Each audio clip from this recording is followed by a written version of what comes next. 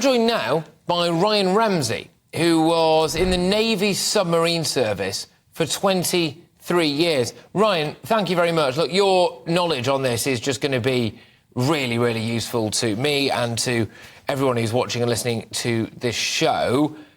What's your take on what's happening then? What's the chance of a successful rescue, do you think? So I think there's some real challenges with achieving a rescue at this stage, and the first one is, as you've already rightly pointed out, it's exceptionally deep. So I can't think of a rescue that's been conducted in recent times to those particular depths. The second one is, you've talked about air and you've talked about carbon dioxide, but also temperature.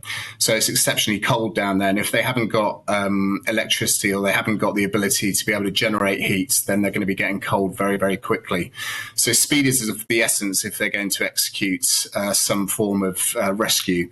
But then there's the next challenge on from that. They don't even know where it is. So it's got to be somewhere close to the Titanic. But if they're widening the search patterns, then it's clear that however they've searched so far, they haven't found anything. No, indeed. And when it comes to the amount of oxygen that we believe is available, it's somewhere in the region of 50 hours. That very much is a best-case scenario, I think, isn't it? And certainly, by the sounds of it, from what you're saying, if they are at the bottom and there are maybe other things wrong with this submersible, it's not looking good.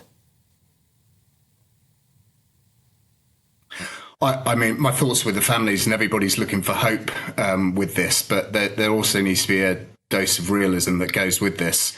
And you're right, it doesn't, every hour that passes without having found it or without initiating a rescue means you're closer to failure, effectively. And I think the location piece is one part of it, but to be able to generate a rescue outside of 600 metres of depth is really, really difficult.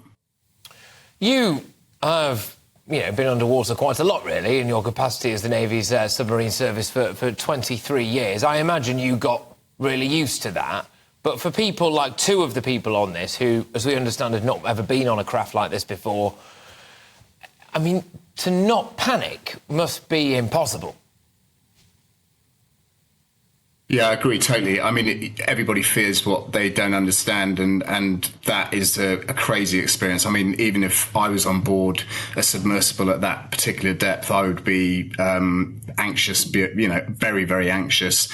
And we always say that the submarine services around the world are fully trained, they're fully trained crews who understand how submarines operate. They understand the environment that they operate in, and they're trained to deal with any eventual crisis. Whereas, with the exception of the pilot on board, the pilot will be trained, but everybody else is not able to do anything. And it's such a small, confined environment.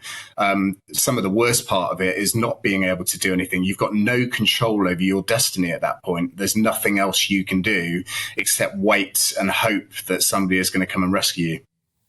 Should things like this exist? I mean, you were obviously in the Navy, and that is military-grade equipment, run by a series of people who have to undergo X amount of years training, and you're constantly surrounded by these people. And also, as well, part of your remit is to potentially save the world, or at least a part of it at any moment's notice. So the existence of the kind of thing you were doing is necessary. Should people, do you think, be able to pay £250,000 to get in something that's the size of a transit van and try and have a closer look at the Titanic? Or was it a recipe for disaster, is what we're trying to get at? Yes, I mean, I've been pondering about this today, and the fact is, people pay money to do extreme. If they've got the money to be able to do it, they pay money to do extreme things and push the boundaries of what humans can do. So, if you look at space travel, you could ask the same question. Bezos and Richard Branson enabling civilian flight into space is another example. But the sea's less explored than space, and I understand why adventurers would want to push the limits to go and do that. And in some case, this is always going to result in tragedy as you push those boundaries. And sadly, here we are.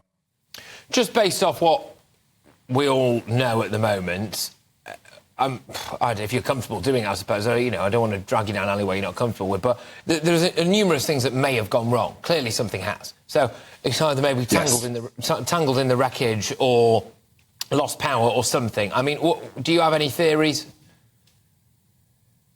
Yeah, I do. So the fact that they were in communications for an hour and a half before communications were lost effectively would indicate to me that something catastrophic had happened at that point. So I would take that either they've had an electrical failure or they've had a mechanical failure on the submersible itself, which has resulted in basically losing control of it, which is why they've lost communications and no longer been able to do anything. If they've lost control of the submersible itself, then they have no control over where the submersible lands, so it just continues its descent. And then, of course, once it's at the bottom, trying to recover that without power, without electricity, you can't do anything manually because it's a sealed tube. Effectively, you can't open the hatch and hope to escape because you're so deep. The pressure, the pressure's 400 bar at 3,000 meters. So it's considerable challenges to deal with. And then effecting a rescue on a submersible, whilst we've got, for example, the NATO submarine rescue system, which is geared up to rescue off any submarine in the world, as are most rescue systems, they're not geared up to rescue from submersibles. So I think there's been some technical issues. They haven't been able to deal with those either immediately or subsequently, and then it's trying to work out how you recover that situation. And just in terms of that recovery, one final one while I've got you, if that's okay. Sure. Let's say it's on the bottom of the ocean, which, I mean, there's pretty much a 50-50 chance about that's where it's going to be. So let's say it's on the bottom of the ocean. How are we getting that back anytime soon? So, yeah, well, that's the $50 million question, isn't it? How do you recover something? Firstly, you need to locate it. I mean, if you think how long it took to find the Titanic, it took ages. Well, yeah. To try and find something that's 6.7 meters long somewhere in the vicinity of wreckage around the Titanic is monstrously difficult. And then to recover it, you can't use another submersible to be able to do it. You can't use a remotely operated vehicle that you were talking about previously to do it. There needs to be some way of attaching something, a cable or otherwise, in order to bring it to the surface. And that's in excess of 2.4 kilometer cable to be able to do that. And that's never been done before.